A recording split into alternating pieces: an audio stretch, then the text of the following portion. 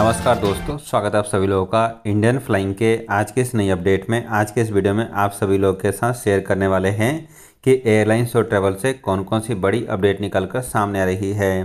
पहली बड़ी खबर की जानकारी यहाँ पर उन सभी लोगों को लेकर सामने आ रही है जो लोग भी इंडोनेशिया के बाली में ट्रैवल करना चाहते हैं। जी दोस्तों, यहाँ पर इंडोनेशिया के बाली से खबर सामने आ रही है कि अब पहली बार यहाँ पर डायरेक्ट फ्लाइटों को चालू करने की अनुमति दे दी गई है और इंडोनेशिया के बाली के लिए कई सारे देशों से फ्लाइटों को ऑपरेट किया जा रहा है। आपको बता दें कि जो लोग भी फुली वैक्सीनेटेड हैं, यदि वो लोग बाली के लिए ट्रैवल करके जाएंगे तो उनको केवल 5 दिन का क्वारंटीन है और इसके अलावा जिन्होंने सिंगल डोज वैक्सीन लगवाया हुआ है उन सभी लोगों के लिए 7 दिन क्वारंटीन का नियम लागू किया हुआ है। इस समय इंडोनेशिया की गवर्नमेंट ने कई सारे देशों से अपनी सीधी उड़ानों को चालू किया हुआ है, जिनमें शामिल है China, New Zealand, Japan, south Korea और यूएई। इन सभी देशों के लोग अब सीधे डायरेक्ट फ्लाइटों के माध्यम से बाली में ट्रैवल करके आ सकते हैं। अगली खबर यहाँ पर उन सभी लोगों को लेकर सामने आ रही है जो लोग भी इंटरनेशनल फ्लाइटों से भारत में ट्रैवल करके आ रहे हैं। आपको बता दें कि भारत में ट्रैवल करने वाले लोगों के लिए अभी भी 7 दिन होम क्वारंटीन का नियम लागू है।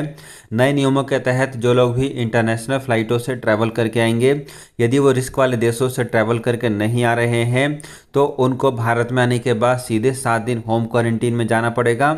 और यदि कोई पैसेंजर रिस्क वाले देशों से ट्रैवल करके आ रहा है तो ऐसे हालात में उसको एयरपोर्ट पर ही अपना कोरोना वायरस का जांच कराना पड़ेगा। ये जो नियम है ये भारत के सभी राज्यों में लागू है। इससे पहले केरला राज्य की तरफ से इस नियम को हटा दिया गया था, लेकिन जैसे ही इस नियम को हटाया गया उसके बाद केरला में कोरोना वायरस के केसेस बढ़ने शुरू हो गए, जिसके बाद केरला की गवर्नमेंट ने फिर दोबारा से होम क्वारंटीन का नियम मैंडेटरी कर दिया है। इसके अलावा फ्रेंड्स, इस समय भारत के कई सारे एयरपोर्ट पर कोरोना वायरस टेस्ट के दामों में काफ़ी ज़्यादा कमी आ चुकी है।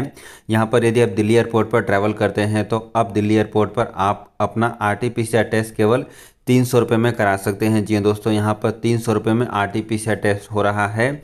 इसके साथ साथ यदि आप रैपिड PCR टेस्ट कराना चाहते हैं तो इसके लिए आपको 2,900 रुपये खर्च करने पड़ेंगे। आपको बता दें कि यही कोरोना वायरस टेस्ट कराने का खर्चा आज से 3 महीने पहले 4,000 रुपये के आसपास पड़ता था, जो कि अब कम होकर केवल 2,900 रुपये का रह गया है। इसके साथ साथ RT-PCR टेस्ट का रेट भी ऑलमोस्ट 50% कर दिया गया है। फ्रेंड्स, अगली खबर यहाँ पर उन सभी लोगों को लेकर सामने आ रही है जो लोग भी ओमान के लिए ट्रैवल करना चाहते हैं। आपको बता दें कि एयर इंडिया एक्सप्रेस की तरफ से ट्वीट करके इस बात की जानकारी दी गई है कि यदि अब आप मस्कट के लिए ट्रैवल करना चाहते हैं तो ये मैंडेटरी है कि आप फुली वैक्सीनेटेड हों। इसके साथ साथ ये भी बोला गया है कि आपको वैक्सीन की दूसरी डोज लगे हुए कम से कम 14 दिन बीत जाने होने चाहिए, तो ही आप इस समय ओमान के लिए ट्रैवल कर सकते हैं।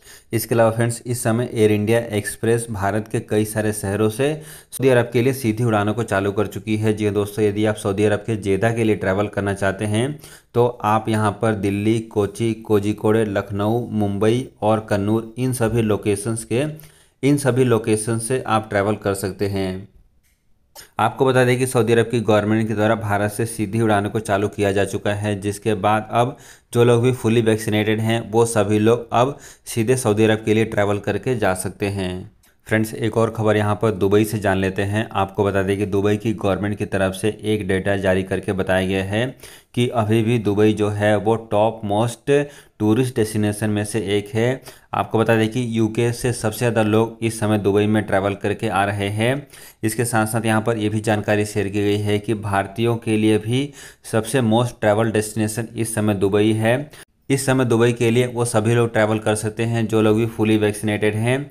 और आपको बता दें कि दुबई की गवर्नमेंट ने कोरोना वायरस के समय में भी अपनी फ़्लाइटों को चालू रखा हुआ था और जो लोग भी दुबई ट्रैवल करना चाहते हैं, दुबई घूमने जाना चाहते हैं, वो सभी लोग ट्रैवल कर सकते हैं। फ्रेंड्स, अगली खबर यहाँ पर एमिरात एयरलाइंस से सामने आ रही है। एमिरात एयरलाइंस 8 फरवरी से मोरक्को के लिए अपनी फ़्लाइटों को चालू कर रही है। इससे पहले एमिरात एयरलाइंस के द्वारा अफ्रीका के 5 देशों से भी फ़्लाइटों को चालू कर लिया गया है और अब यहाँ पर एमिरात एयरलाइंस जो है मोरक्को के साथ भी अपनी फ़्लाइटों को चालू कर रही है। फ्रेंड्स, यदि आप इस समय अफ्रीकन देशों में ट्रैवल करना चाहते हैं तो एमिरात एयरलाइंस आपके लिए एक अच्छा ऑप्शन हो सकता है। आप कनेक्टिंग फ़्लाइट के माध्यम से इस समय इन सभी अफ्रीकन देशों में ट्रैवल कर सकते हैं। फ्रेंड्स, अगली खबर यहाँ पर भारत में डोमेस्टिक फ़्लाइटों को लेकर जान लेते हैं। आपको बता दें कि भारत के civil aviation minister Jyotiraditya Scindia की तरफ से जानकारी शेयर की गई है कि दिल्ली और खजुराहो के बीच में फिर दोबारा से फ़्लाइटों को 18 फरवरी से चालू किया जा रहा है। इस रूट पर फ़्लाइटों को फ़िलहाल के लिए बंद कर दिया गया था, लेकिन अब यहाँ पर फिर दोबारा से दिल्ली से खजुराहो के लिए फ़्लाइटों को चालू किया जा रहा है। आपको बता दें कि इस रूट पर बहुत सारे लोगों की डिमांड आ रही थी, जिसके बाद अब सिविल एविएशन मंत्रालय के द्वारा 18 फरवरी से इस रूट पर फ़्लाइटों को चालू कर दिया गया है। फ्रेंड्स, आगे बढ़ते हैं और अगली अपडेट यहाँ पर वियतनाम से जान लेते हैं। वियतनाम की गवर्नमेंट के द्वारा दुनिया के 7 देशों से फ़्लाइटों को चालू करने की अनुमति दे दी गई है। जी दोस्तों, यहाँ पर फाइनली वियतनाम ने इन 7 देशों को अप्रूव कर दिया है।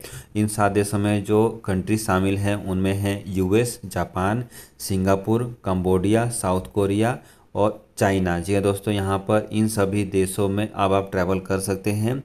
इसके साथ साथ ये भी बोला गया है कि एक सप्ताह में केवल 4 फ्लाइटों को एक रूट पर ऑपरेट किया जाएगा और यहाँ पर पैसेंजर्स की संख्या में भी लिमिट रहेगी और एक लिमिट के अनुसार ही वियतनाम में लोग ट्रैवल कर सकते हैं। इसके लिए वियतनाम की गवर्नमेंट के द्वारा एयरलाइंस कंपनियों को खास निर्देश दिए गए हैं। यदि आप वियतनाम में ट्रैवल करना चाहते हैं, आप इन सभी देशों के माध्यम से ट्रैवल करके जा सकते हैं। एक और खबर यहाँ पर एयर इंडिया से जान लेते हैं। एयर इंडिया के टेक्नीशियन ने यहाँ पर धमकी दी है कि वो 7 फरवरी से हड़ताल कर सकते हैं। जी हाँ दोस्तों, ये एक बुरी खबर है एयर इंडिया के लिए। आपको बता दें कि एयर इंडिया जब से प्राइवेट हुई है तब से एयर इंडिया के लिए ये सबसे बुरी खबर हो सकती है यदि उसके टेक्नीशियन हड़ताल पर चले जाते हैं। बताया ये जा रहा है कि एयर इंडिया के ये जो एम्प्लॉई हैं ये फिक्स टर्म कॉन्ट्रैक्ट के ऊपर काम कर रहे थे और यहाँ पर इनकी कई सारी मांगे हैं जिनको एयर इंडिया के मैनेजमेंट को माननी चाहिए और वो मांगे नहीं मानने के कारण अब ये एयर इंडिया के जितने भी टेक्नीशियन हैं वो सभी के सभी हड़ताल पर जाने वाले हैं।